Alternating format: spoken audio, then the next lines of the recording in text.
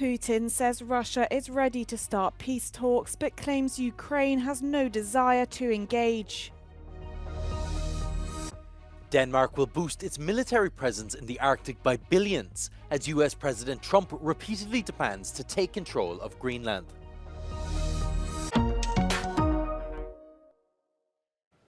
Russian President Vladimir Putin has said Russia is ready to engage in peace talks with Ukraine, but claims there is no desire on the Ukrainian side to negotiate. Speaking to Russian reporters on Tuesday, Putin also said Ukrainian President Volodymyr Zelensky is not legitimate to lead the talks.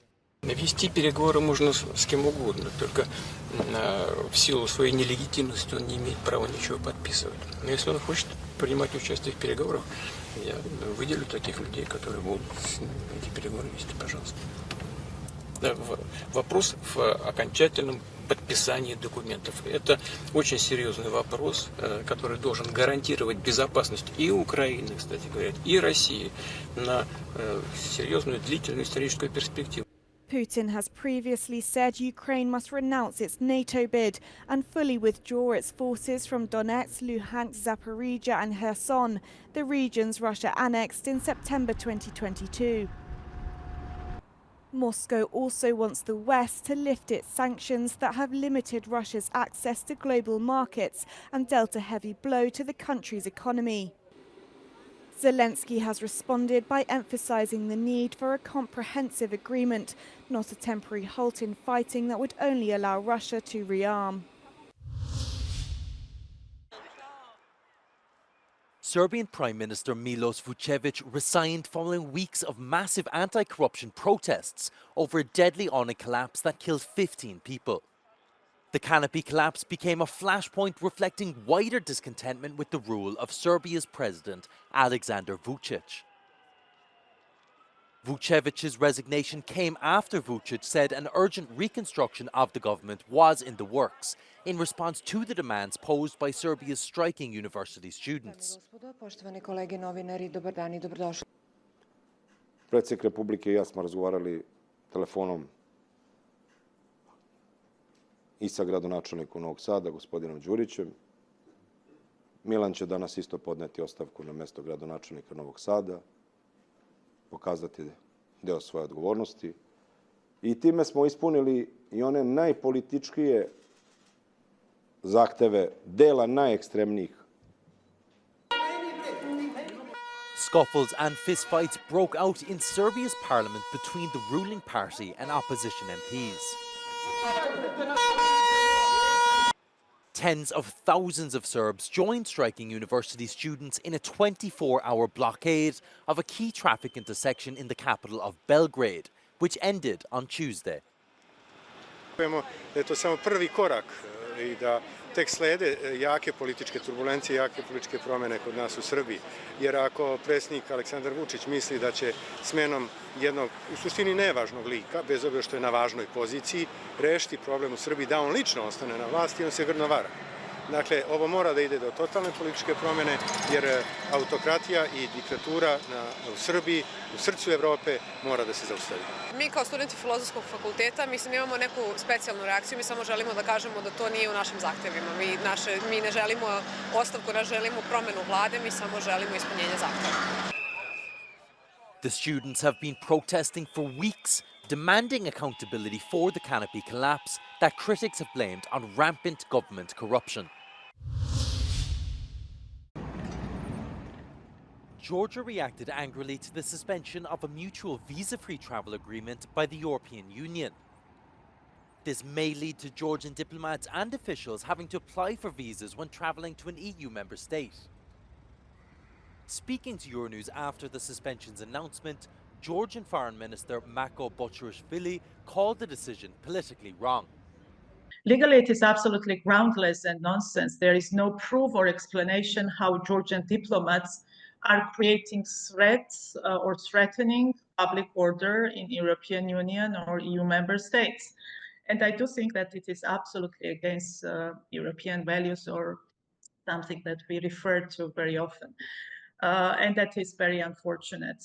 The decision by the European Council came after mass protests in the country following elections critics claim were rigged. Controversial laws were also passed last year by the Georgian parliament that undermine basic democratic rights, according to Brussels. Butcherishvili rejected this notion, stressing Georgia's willingness to pursue its path to EU membership. When we applied for EU membership, for a long time, Georgia has been a very dedicated partner for European Union, and that is not just empty words. Because Georgia is there with its intention to be part of the European Union, and we are very serious about that.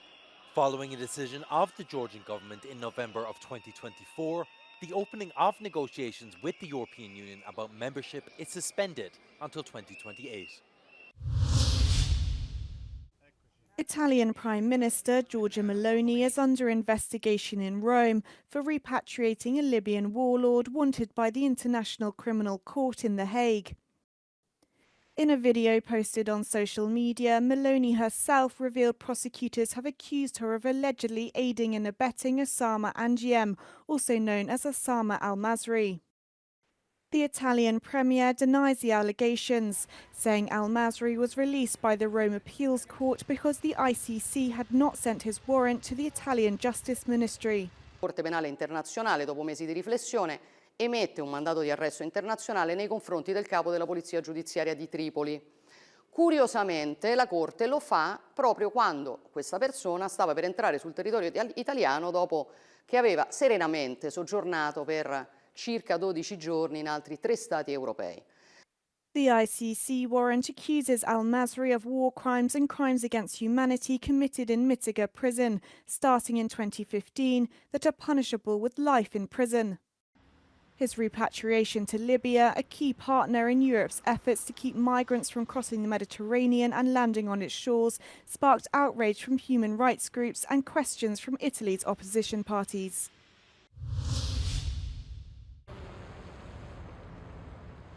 An Italian Navy ship arrived on Tuesday at the Albanian port of Shëngjin, with 49 migrants intercepted in international waters.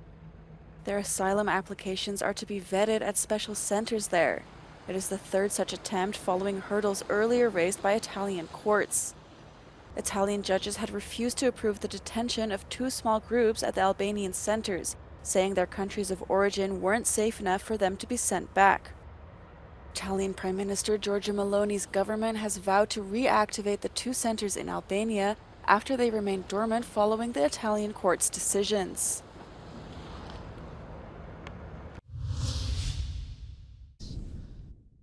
Denmark has agreed to dedicate almost €2 billion to boosting its military presence in the Arctic region, with parties including the governments of Greenland and the Faroe Islands. The announcement came after US President Donald Trump repeatedly demanded to take control of Greenland, refusing to rule out the use of military force. Denmark's Prime Minister Mette Frederiksen embarked on a tour of Berlin, Paris and Brussels on Tuesday to discuss further European cooperation in defense. We need to step up in Europe. We need a stronger and a more resolute Europe standing increasingly in its own right, capable of defending and promoting Europe and the European interests. It is up to Europe to define the future of our continent, and I think we have to take more responsibility for our own security, strengthening our defense industry. Frederiksen met with Germany's Chancellor Olaf Scholz and French President Emmanuel Macron, ending her tour with a meeting with NATO Secretary General Mark Rutte in Brussels.